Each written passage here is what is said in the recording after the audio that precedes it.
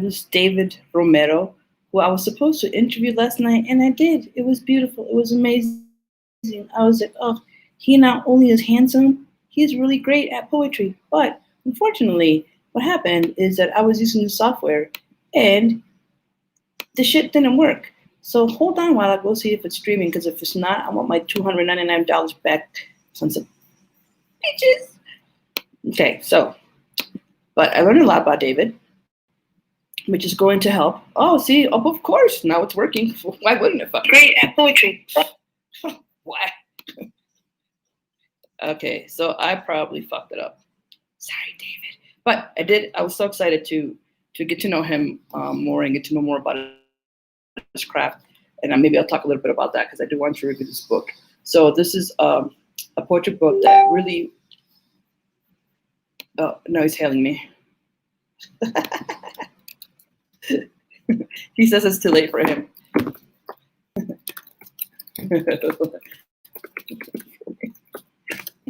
All right.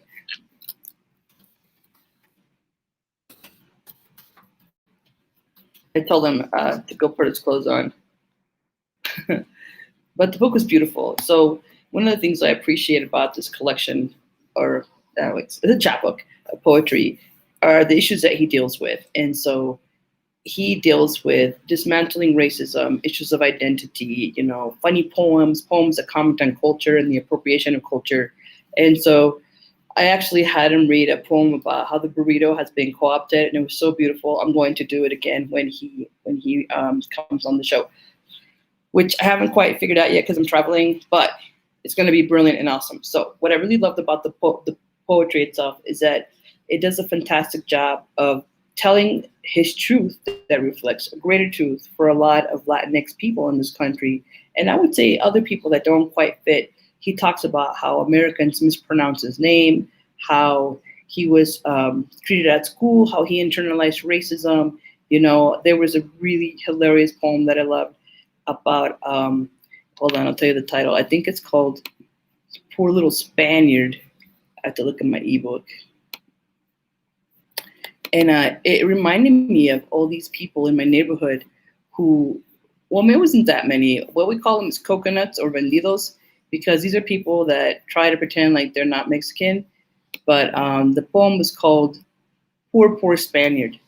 And it just brought back so many memories about how, people who are light skinned like this will pretend that they're Mexican, but they're former only by birth. Like their ancestors are truly Spanish, and my mom made the same claims about my grandpa. So I was like, oh, good Lord, it's impossible for every person who has light skin to have had like immediate relatives from Spain. We're a mix of indigenous, slaves, of colonists. And so that's why we're mestizo, a lot of us. And so that's why you see this big ass nose and these Dumbo ears. Not that all indigenous people look like that, but this is more indigenous and European. And yet this is a little bit lighter, right? And that's what happens in families too.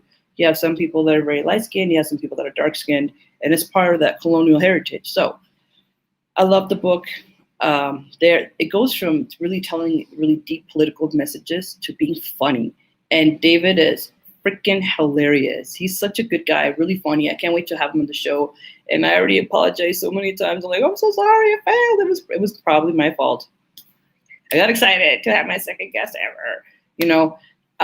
One of the things I hope to highlight in the next interview, though, is talk a little more about his writing process and to talk about his performance process, because a lot of us can learn from these performance artists, especially if you're shy, which I'm not. But there's a lot to be learned about how they memorize poetry, how they choose to change the rhythm of the poetry. But I would argue that in My Name Is Romero, you can feel the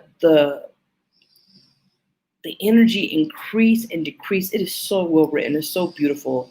I really encourage you to buy it and give it an A++ 5-star review, because it is well worth it. Well worth it. In fact, I bought a copy for my friend Carmen Baca, who I know is going to love it and love the themes. Well, that's all I got. Stay tuned, because I'm going to let you know when he's coming on again. And I'm so excited to have more guests coming on. I'm expecting to have Daniel Roach.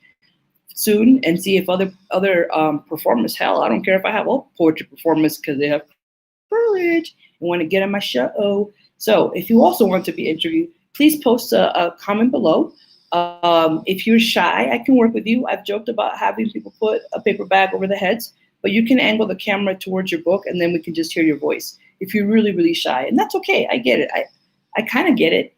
I want to empathize. So I'd be able to interview as many of you as possible, or we could just do audio. Why not? So do what you love. Read as many books as you can, like David Romero's My Name is Romero, and write on. And thanks for watching. Don't forget to share, like, and subscribe because we independent writers and traditional writers like David could use your love. Thank you.